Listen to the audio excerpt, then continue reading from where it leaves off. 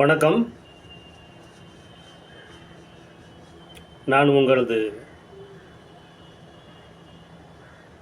நண்பன், சகோதரன், தமிழன்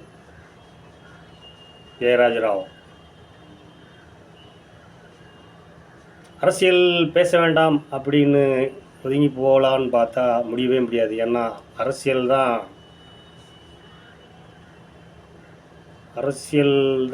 வாழ்க்கையே அப்படிங்கிற மாதிரி எவ்வளவு தான் வசதி வாய்ப்புகள் இருந்தால் கூட அரசியலை மையப்புள்ளியாக வச்சு தான் வாழ்க்கையை இயங்கிக்கிட்டு இருக்கு.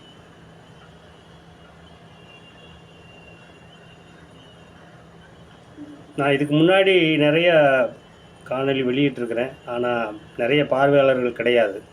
நான் யாரையும் சப்ஸ்கிரைப் பண்ணுங்கன்னு சொல்கிறது கிடையாது. ஏன்னா நான் நல்ல விஷயத்தை தான் உங்களுக்கு எடுத்து சொல்கிறேன். பிடிக்கிறவங்க பார்க்கலாம், பிடிக்காதவங்க கடந்து போய்கிட்டே இருக்கலாம். அதே மாதிரி திருக்குறளை வந்து திரும்ப திரும்ப நினைவுபடுத்துவேன் நான். அதில் அந்த வழியில் இன்றைக்கும் ஒரு திருக்குறள் சொல்லி ஆரம்பிக்கிறேன். எப்பொருள் யார் யார் வாய் கேட்பினும் அப்பொருள் மெய்ப்பொருள் காண்பது அறிவு. இதுக்கு அர்த்தம் தமிழ் படித்த எல்லாருக்குமே தெரியும். இப்போல்லாம் ஆங்கில வழி கல்வி படிக்கிறவங்களுக்கு வந்து திருக்குறள் கூட தெரியாது அப்படிங்கிறது பரவலாக வெளியில் பேசப்படுது. அது எவ்வளோ உண்மை அப்படிங்கிறத வந்து சொல்ல முடியல என்னால். இதுக்கு அர்த்தம் என்ன அப்படின்னு சொன்னால், ஒருத்தர் சொல்கிற விஷயம் வந்து இந்த விஷயத்தை யார் சொல்கிறா,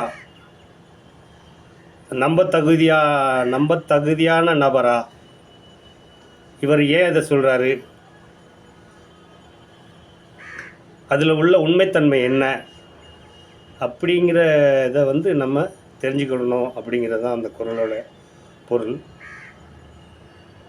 மேடையில் எல்லாருமே குறளை பேசிடுவாங்க. ஆனால் வந்து அதற்கு நேர் எதிராக தான் அவங்களுடைய நடவடிக்கைலாம் இருக்கும்.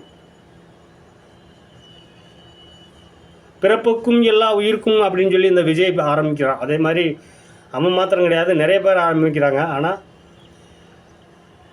சிறப்போவா செய்தொழில் வேற்றுமையான் அப்படிங்கிற அந்த இதை வந்து அவங்க எடுத்துக்கிறதே இல்லை, அதை சொல்கிறதும் கிடையாது. பிறப்புக்கும் எல்லா உயிருக்கும் அப்படின்னா என்ன அர்த்தம்னா, எல்லா உயிருக்கும். அப்போ எல்லா உயிருக்கும் தானே, எல்லா உயிரும் உயிரோடு வாழணும், எல்லாம் சமமாக வாழணும் அப்படிங்கிறது தான் அந்த முதல் வரியோட இது. ஆனால் சமமாக எங்கே நடத்துகிறீங்க?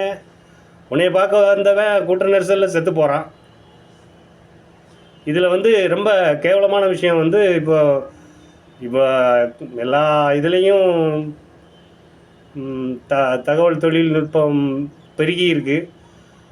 அதை வச்சு எல்லாரும் ஆளாளுக்கு கண்ட கதையெல்லாம் சொல்லிவிடுறாங்க.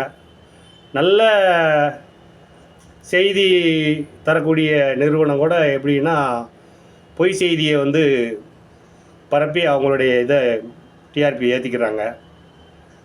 அது இல்லாமல் பொதுமக்கள்கிட்ட போய் கருத்து கேட்குறேன் பேர் வழி அப்படின்ட்டு விஜயை பற்றி கேள்வி கேட்குறான். அவனுக்கு ஆதரவாக பேசுகிற அதை மட்டும்தான் அவன் வெளியிடுறான். அவனுக்கு எதிராக கருத்து சொல்கிறதெல்லாம் அப்படி மூடி மறைச்சிடுறாங்க. அப்படின்னா என்ன அர்த்தம்? நீங்கள் வந்து அவங்க பத்திரிக்கை வந்து நேர்மையாக செயல்படலை அப்படின்னு தானே அர்த்தம்.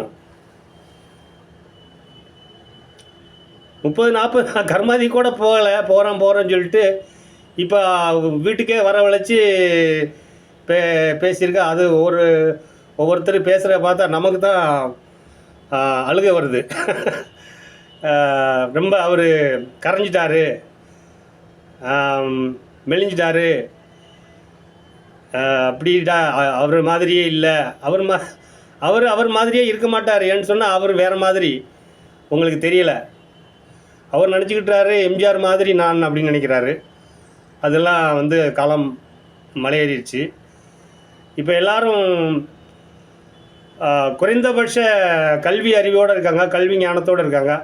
அப்படி இருந்தும் கூட சில பேர் வெளியிடுற காணொலியை பார்க்குறப்போ என்னடா இவங்க மத்தியில் நம்ம இப்படி தன் தோன்றித்தனமாக என்னத்தைனாலும் சொல்கிறாங்களே, என்னத்தனாலும் பேசுகிறாங்களே. ஒரு தாய் சொல்கிறா என் பிள்ளை செத்து போனால் பரவாயில்ல அப்படின்னு. அப்புறம் அந்த ஒரு பொண்ணு சொல்லிச்சு, எங்கள் புருஷனை விட அவனை தான் எனக்கு ரொம்ப பிடிக்கணும். அந்த பொண்ணு அந்த கரூர் சம்பவத்தில் ஏதோ மயக்கம் ஆகி போன மாதிரி தெரிஞ்சுது. ஏதோ ஒரு ஒரு வீடியோவில் வந்து ட்ரோல் பண்ணி போட்டிருந்தாங்க.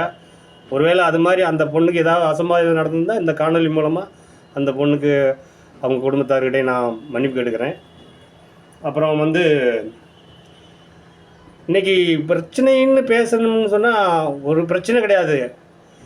தமிழ்நாட்டில் இல்லை வேலைக்கு ஆட்கள் இல்லை, வெளி மாநிலத்திலேருந்து வேலைக்கு வர்றாங்க அப்படின்னா கூலியை வேலை பார்க்குறதுக்கு மக்கள் இல்லை. என்ன படிச்சுட்டாங்க, படித்தவனுக்கு அவனுக்கு தகுதியான வேலை கொடுக்கணும் தானே. படித்தவனுக்கு தகுதியான வேலை கொடுக்குறதுக்கு அரசாங்கத்துக்கிட்ட வேலை வாய்ப்பு இல்லை. வேலை வாய்ப்பை உருவாக்கணும். அதுக்கு பதில் அவங்க என்ன இப்போ பண்ணிக்கிட்டு இருக்காங்க, டாஸ்மாகில் வந்து தரமான சரக்கு கிடையாது. ஆனால் அதுக்கு வந்து விலை ரொம்ப கண்ணா பின்னான்னு விலை. மற்ற மாநிலத்தில் உள்ள சரக்குடைய குவாலிட்டியும் தமிழ்நாட்டு சரக்கோட குவாலிட்டியும் பார்த்தா இதெல்லாம் தர நிர்ணயம் பண்ணுறது யார்? இவங்கெல்லாம் அதை பற்றி கொஞ்சமாக தெரியுமா தெரியாதா அப்படிங்கிறதெல்லாம் தெரியல நமக்கு. ஆனால் விலை மட்டும் பயங்கரம். அப்படி இருந்து நான் அப்படி இருக்கிற பட்சத்தில் தான் சில பேர் கள்ளச்சாராயத்தை குடித்து செத்து போயிட்டாங்க.